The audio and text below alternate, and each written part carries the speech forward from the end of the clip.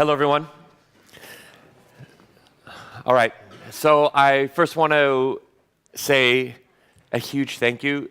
To be just nominated for the award was, I don't know, like Jock said, it's something that when you're doing something like we're doing, it's not something you expect, and you actually get way more excited about it than any other list or rating system, because it actually means something. And for this award to exist in general, in kind of the world we live in, culinary, with lists and awards and famous chefs and all this, is so important, because I think it keeps everyone grounded and it keeps everyone focused on what's really important in our industry. So thank you so much for including me in this. So, as you see, I'm from Amass. My name is Matt Orlando. Amass exists in Copenhagen in an old shipyard. I am definitely not Danish, as you can see. I am originally from San Diego, California, and I have been in Denmark for almost on and off for 13 years. And just to give you a little picture of what we are. Whoa. This is the dining room. We took over an old warehouse. Despite what every single one of my friends said, you're going to fail if you move out there, you're not in the center of the city, I said, you're wrong. We have a space like this, and we are lucky enough to have a garden. And this garden has been a huge driving force behind one of the projects that we're doing. Now, before I get into what we're doing at the restaurant, we are doing this garden.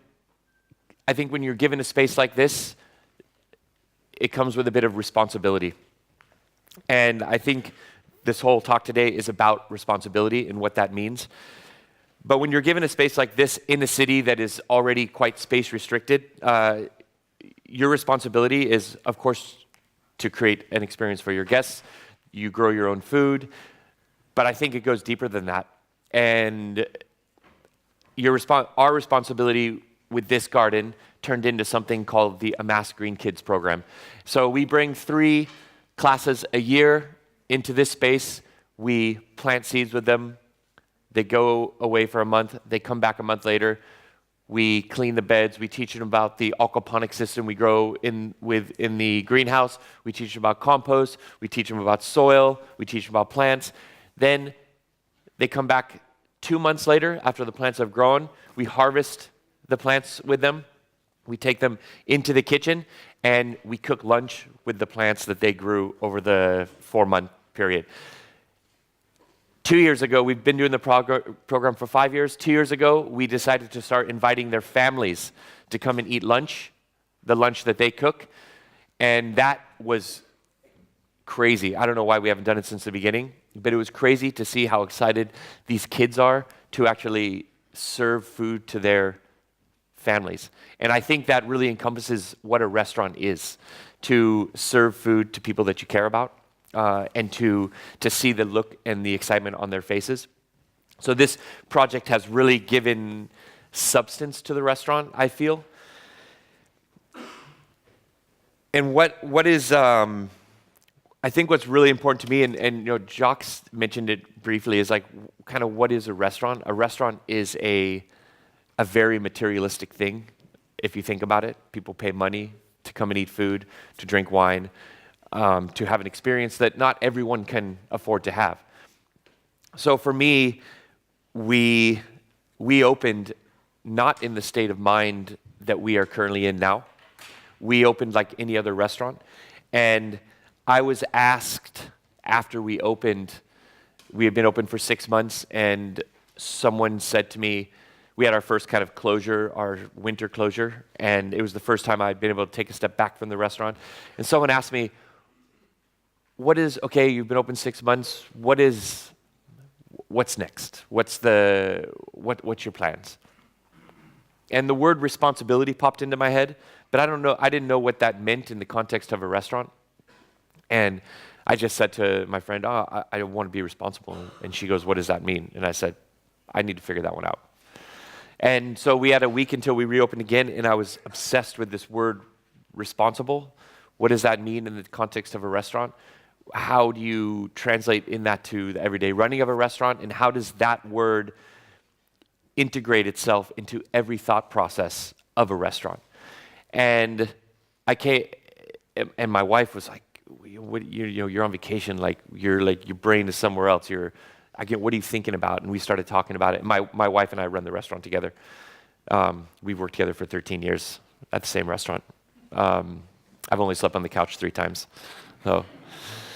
So we started talking about it, and I kind of started to formulate a plan, and what does that mean? And she goes, it's amazing, but it's a bit like, what is, no one who works at the restaurant currently, including yourself or myself, has ever worked in a restaurant like this.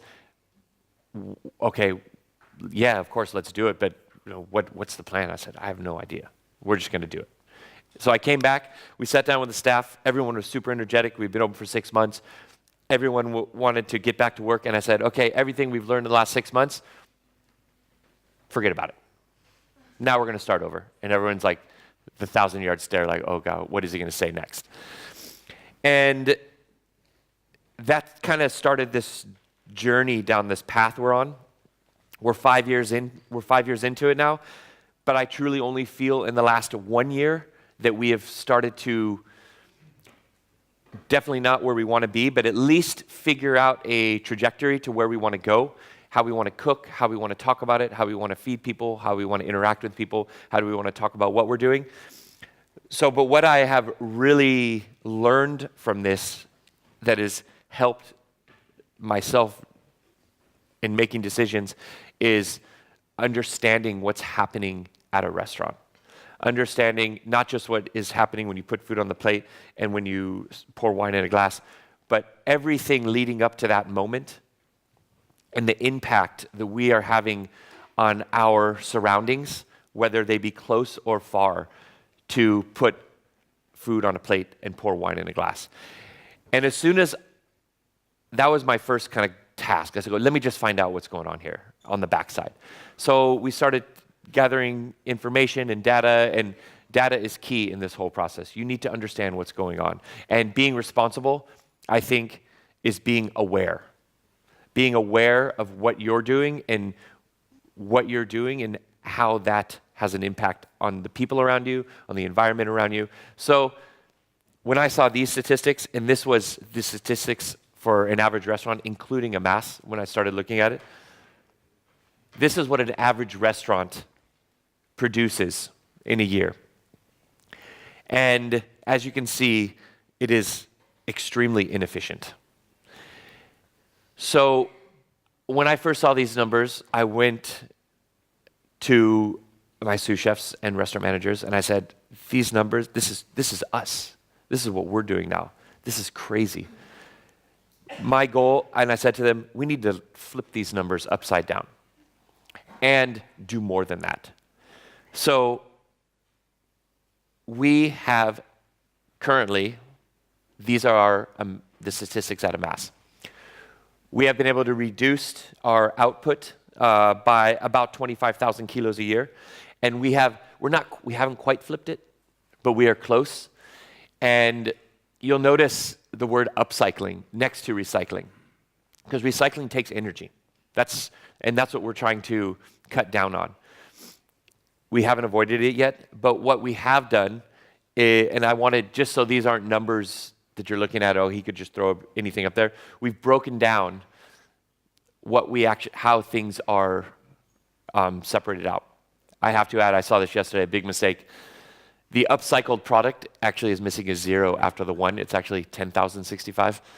But this gives you an idea of how we have really examined our output of byproducts and how we have tried to kind of put them in the context of not putting them in the garbage. And currently, every single piece of organic material coming in, i.e. any food product, 100% of it avoids going into the garbage. And we do this through composting. We work with a company that we give all of our non-compostable food to. They make biofuel, which we're currently building a small microbrewery down the road. And that whole microbrewery is going to be run off biofuel. But our biggest accomplishment has been the upcycled product. And that directly relates to how we're cooking now. And the rest of these slides kind of relate to that process. So this is where we are drawing our inspiration from. And I guarantee you now, you will never see kale stems in the compost. They're too valuable to us. Lemon cucumber skins, all this stuff is so valuable to us because it creates flavor. Kale stems, again, I keep coming back to this because this is one of the first things we actually were able to harness the flavor of. These are the different stems, leaves that have maybe a brown spot on it, holes in it. These are all things that we are really examining. And, you know, I had a conversation yesterday and someone said, okay, why don't you just take parsley stems and chop them up and put them in a salad or a vinaigrette or something like that? I said, there's nothing wrong with that. And I might add on that point is that no matter what you do, no matter how intense the process, no matter how basic the process, it's all relevant. It's all important. But for us, what we're trying to do is take that parsley stem and find a new flavor for it. So these are the stems of parsley, nasturtiums, any type of vegetable or plant stem that we create throughout the week. We then salt them 2%, dry them, and we turn them into nori, we turn them into powders. This was our gateway drug. And coffee grounds, we do pour-over coffees. We have about 3 to 5 liters of grounds every night that I looked at. The coffee section is in the kitchen, very strategically placed, so we all have coffee all the time. But I looked at a 5 liter of this for close to 2.5 years every night at the end of the night. And one night I just stopped and I smelled it, and I was like, wow, it smells really delicious. If it smells really delicious, there's flavor still in it. So then we just started aggressively messing around with coffee grounds, made crisps out of it, made misos out of it, made infused oils with it, butter with it, cured meat in it. We did a whole charcuterie program based around it. So this is kind of what led us into to stop using this stuff as our creative inspiration.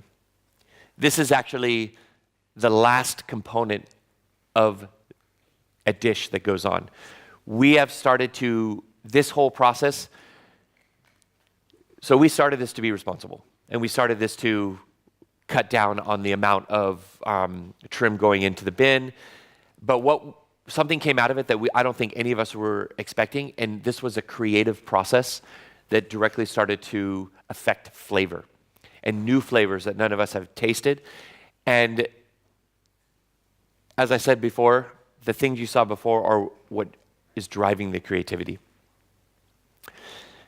This is those same stems earlier, which we have dried, ground to a powder, slightly rehydrated into a paste and spread, and this tastes like nori seaweed.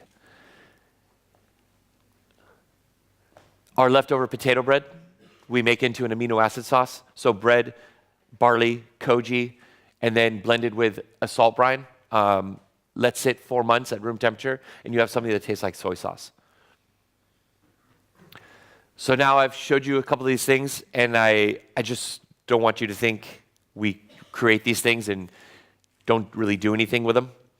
So the next kind of set is me proving to you guys that we actually do use them. This one for us was a huge one. These are crisps that are made out of all different types of trim that we produce in the kitchen. Pumpkin, leftover potato bread, onion, and leek tops. This dish really defines what we're trying to do at Amass. This is the entire pumpkin. This is the soft pumpkin flesh cooked. Underneath is the skin, literally the outside hard skin of the pumpkin that we put through the same process as making black garlic. Starts to taste like a mole. And then on top is the guts of the pumpkin that we scoop out. We salt ferment and dry. And that starts to taste like acidic pumpkin seed. dusted with that, and then an oil made of that same salted seeds and guts. Carrots pickled in different teas. All the teas are teas made out of our leftover tea leaves. Underneath is a ricotta. We make a ricotta out of all of our nut pulp. In this case, it's almond. And we had a lady that was allergic to dairy, extremely allergic to dairy, and we served her this dish, and she started to have an allergic reaction. At the time, it was definitely not funny. But I went out, there's absolutely zero dairy. She calmed down. I gave her some antihistamine. She went and walked around in the garden. She came back inside, and at the end of the meal, she came in and she gave me a hug, and she said, "I'm really sorry for scaring you. But I think it's a testament to what you guys have made that is so dairy-like that my brain couldn't commute, even though you told me it had no dairy in it." So I was very happy about that. And I hugged her really hard and just said, "I'm very happy you're still alive." Our potato bread, so the condiment is made out of leftover rhubarb pulp that we cook down with shallots to make almost like an XO sauce, herbs from the garden. And this rhubarb pulp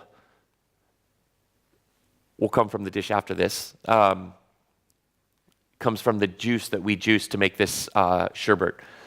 The crumble is made with pine and leftover miso that we dry, or the pulp from amino acid sauces. Then so because we are exploring brewing right now, and we're exploring the byproducts of brewing, spent beer yeast is really interesting. This is our leftover lemon skins mixed with spent beer yeast and let to sit for 4 days to kind of get to know each other, as we call it, and then emulsified with a little bit of oil. Then we have bitter herbs from the garden and red currants. So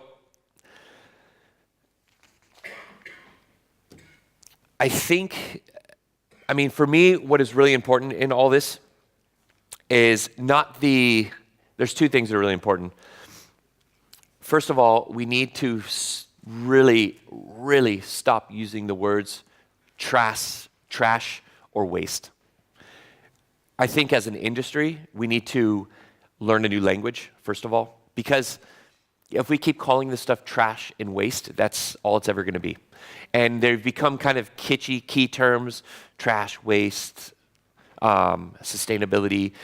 Sustainability is a very important word to us. And it's a word that is, and I've seen it over the last year, it's really starting to be exploited, like the word organic.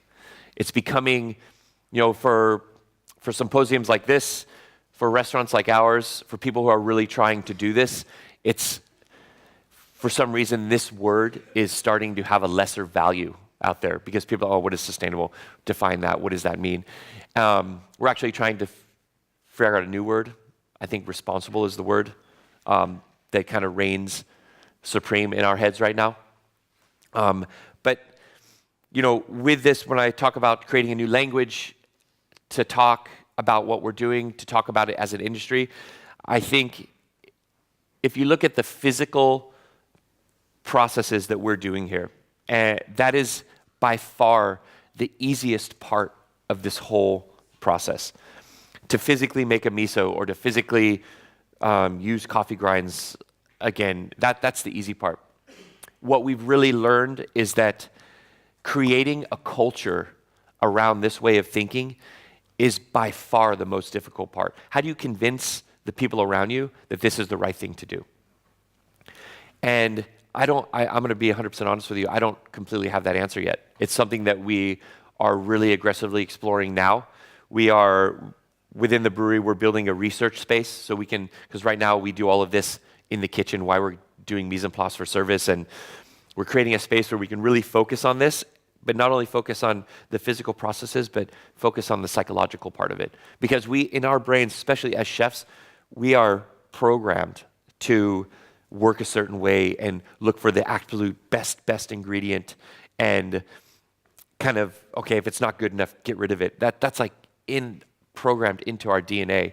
And for us to change that and for the industry to change, it's definitely not going to happen overnight. You definitely see a push for it now, which is amazing. But we need to start looking at the psychological aspects of it.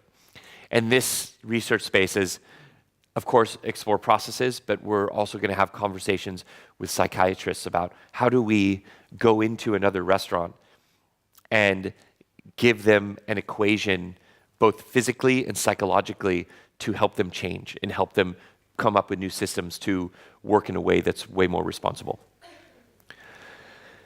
So I want to just kind of leave everyone with a quote.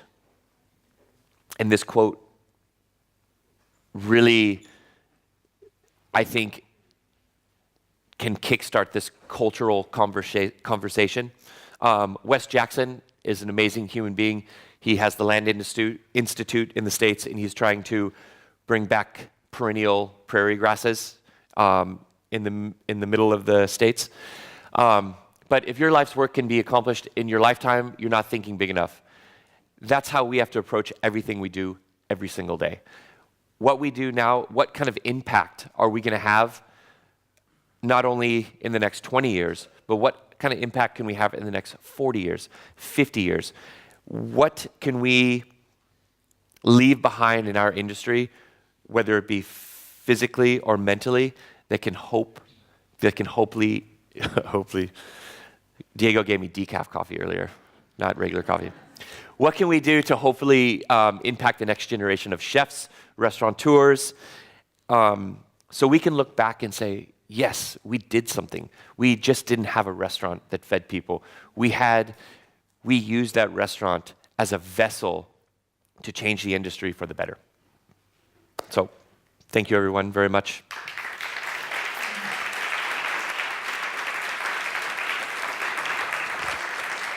I know we have been talking about this a few days, but I think it's good if you talk it out with a crowd or something.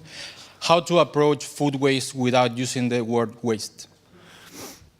So, I always think these symposiums are amazing because, of course, what happens on stage is amazing and it's a lot of good information. But what I really value is the conversations that I have off stage. And I've spent the last couple of days with Diego and the team and talking about what we're doing. And we've talked about this question. And, we need to stop referring to products as multiple things. Okay, we have the carrot. We've talked about the carrot a lot. We have the carrot. And when you think of it, when a chef thinks of a carrot, they think of a carrot without the peel on, without the top on. They think of maybe only the bottom part, not close to but that's not a carrot. The carrot has a green top. The carrot has skin. The carrot has multiple parts of it that are usable. And so when you talk about carrot skin as a waste product, it's the wrong way to talk about it. Like we did if you're gonna make it powder and make a carrot oil, why do you have to talk about it? Yeah, we've taken the skins of the carrot like it's a bad thing, and we've turned it into this. This is it's a product. We have to start talking about products as a whole, not as individual pieces. Hola. Hola. So I was wondering about the creative process that you undergo when you try to create a new dish or a new product. First of all, how long does it usually take? Because, for example, you mentioned the sauce made with the amino acids. Like that is a 4-month process. Yeah. But I'm guessing until you got there, it took quite a long time. And just the creative process, how do you decide which product to tackle or what process to undergo? Am I explaining myself? Yeah, absolutely. That's a perfect question. So we talk about a dish, and so this process has been morphing more and more towards the byproducts as the starting point. So we don't process anything with like the amino acid sauce that we did with the bread. We make that, but there is no intention for it after we make it, like immediate intention. So we don't dry anything or salt anything and dry it or process it. with a particular idea for a dish in mind, what we do is we keep processing all of this stuff, and whether it's dried or in the fridge, and then we use that as a larder.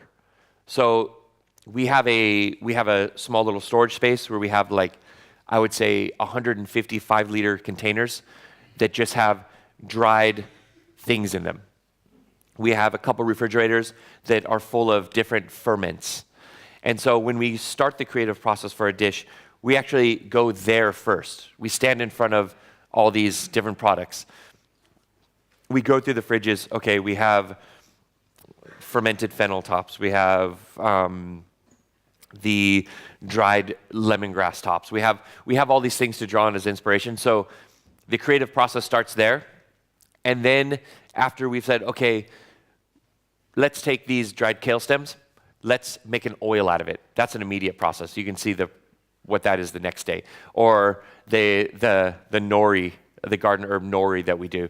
That's a process that takes 2 days. So then we take the base product, we process that into something, and then we basically process all the byproducts into something that's stable, and then from there, we take that and take it the next step. And then we have something, okay, the stems of beetroot we make an oil out of after we salted them, and it tastes like coffee. Okay, that's our starting point. Now where are we going to go with that? Are we going to go wild goose with that? Are we going to go whatever direction we want to go? So we basically create a larder as our inspiration, and then we work backwards till we hit the main ingredient. So it's almost like cooking backwards, if you want to coin that term. I don't know. Does that answer your question? Thank you so much. Yes. Thank you, guys.